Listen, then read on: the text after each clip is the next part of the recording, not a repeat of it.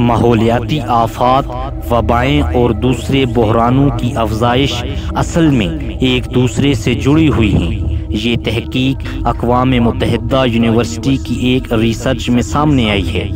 امریکی ریاست ٹیکساس میں شدید سردی کی لہر، مشرقی افریقہ میں ٹڈی دل کی یلغار، چین میں ایک مچھلی کی قسم جو ڈائناسور سے تو بچ گئی تھی لیکن انسانوں سے محفوظ نہ رہ سکی اور محدوم ہو گئی، یہ سب گزشتہ برسوں کی چند آفات ہیں جنہیں غیر معمولی قرار دیا گیا۔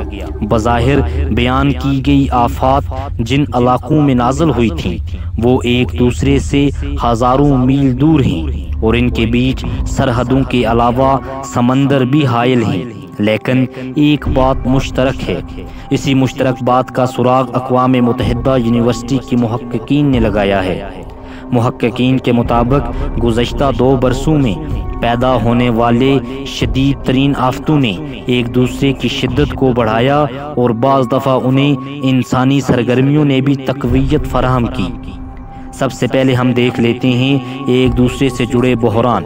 اقوام متحدہ کے تجزیہ کاروں کے مطابق ان بحرانوں میں 3 وجوہات نمایاں دکھائی دیتی ہیں۔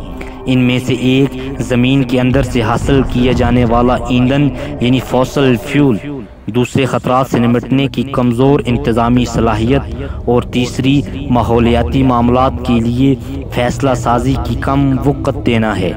اس تناظر میں کئی آفات آپس میں مربوط ہیں، جیسا کہ ویتنام میں صرف 2 ماہ میں 9 طوفانوں کی آمد جن میں موسلا دھار بارشیں اور سیلابوں نے سارے ملک میں قہر برپا کر دیا۔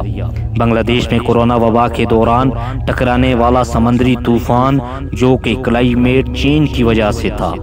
اقوام متحدہ کے سینئر سائنسدانوں کا کہنا ہے کہ ان آفتوں نے ایک دوسرے کو سہارا دیا۔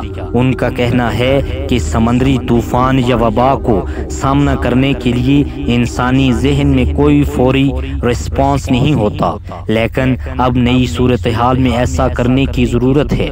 اب ہم دیکھتے ہیں مسلسل شدید دباؤ ہوتا کیا ہے۔ اقوام متحدہ کی تحقیقاتی رپورٹ ایسے وقت میں سامنے آئی ہے جب عالمی موسمیاتی ادارے ورلڈ میٹرولوجیکل آرگنائزیشن کی جاری کردہ موسمیاتی رپورٹ میں واضح کیا گیا کہ گزشتہ 50 برسوں میں جس قدر طوفان یا آفتیں آئی ہیں وہ اوسط اعتبار سے ایک دن ایک طوفان یا آفت بنتی ہے۔ ان میں سمندری طوفانوں سے لے کر قحط بھی شامل ہے۔ روزانہ کی اوسط دیکھی جائے تو ان بحرانوں نے ہر روز 115 انسان ہلاک اور 202 ملین یورو کا مالی نقصان کیا۔ اقوام متحدہ کی رپورٹ میں بیان کیا گیا کہ سمندری طوفانوں میں اضافے کے باوجود انسانی جانوں کے ضیاع میں کمی ہوئی اور اس کی وجہ موسم کی صورتحال پر انسانی نگاہ ہے۔ بروقت موسمیاتی پیشن گوئی انسانوں کو سمندری طوفانوں کا پتہ دیتی ہے۔ ان کے قبل از وقت محفوظ مقام پر منتقلی انسانوں کی کر دی جاتی ہے۔ بظاہر زندگیاں ضرور بچائی گئیں لیکن بے گھری بڑھ گئی ہے۔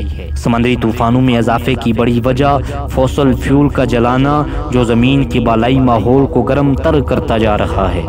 یہ ابھی پوری طرح واضح نہیں کہ زمین کے ماحول کے گرم ہونے سے آفتیں ایک دوسرے سے کیسی جڑی ہوئی ہیں۔ اقوام متحدہ کی رپورٹ میں ماحولیاتی نظام کو کلائمیٹ چینج کے ساتھ جوڑنے کی کوشش کی گئی ہے۔ آسٹریلیا کی مونگے کی چٹانوں میں گراوٹ بھی ماحولیاتی نظام سے جڑی ہے۔ بتایا گیا اگر گلوبل وارمنگ میں 1.5 درجے کا اضافہ ہو جاتا ہے تو مونگے کی چٹانیں 70 سے 90% تک کم ہو جائیں گی۔ جیک اوکرن جو کہ ایک تحقیقار ہیں، ان کے مطابق مونگے کی چٹانوں کو آلودگی اور مچھلیاں پکڑنے میں اضافے کے سامنا بھی ہے۔ چین کے بڑے دریا یانگ سی کے پیڈل فش گزشتہ برس پوری طرح ناپید ہو گئی کیونکہ اس کو انسانوں نے غیر معمولی طور پر زیادہ پکڑ کر کھا لیا ہے۔ اس کے ناپید ہونے کی دوسری وجوہات میں دریا میں پائی جانے والی آلودگی اور اوپر کی جانب بند باندھنے کا سلسلہ ہے۔ اگر انسانی سرگرمیاں یوں ہی منفی سمت میں چلتی رہیں تو سارے نظام کا منہدم ہو جانا یقینی ہے۔ ایمیزون کے بارانی جنگلات کو کٹائی کے بحران کا سامنا ہے کیونکہ انہیں کاٹنے سے زمین صاف ہوتی ہے اور ان پر اگنے والی گھاس ایسے مال مویشی کی افزائش کے کام آتی ہے جن کو انجام کار کاٹ کر عالمی آبادی کا بڑا حصہ اپنی لذت کام اور دہن کی تکمیل کرتا ہے۔ ایک اور ریسرچ کے مطابق ایمیزون اور دنیا کے دوسرے جنگلوں کی کٹائی سے گلوبل وارمنگ میں تیزی آتی جا رہی ہے۔ دن کی بہترین ویڈیو دیکھنے کے لیے آپ ہمارے چینل کو سبسکرائب کریں۔ ہم روزانہ آپ کے لیے ایک نئے ٹاپک پر ایک نئی ویڈیو لاتے ہیں۔ آپ کا بہت شکریہ۔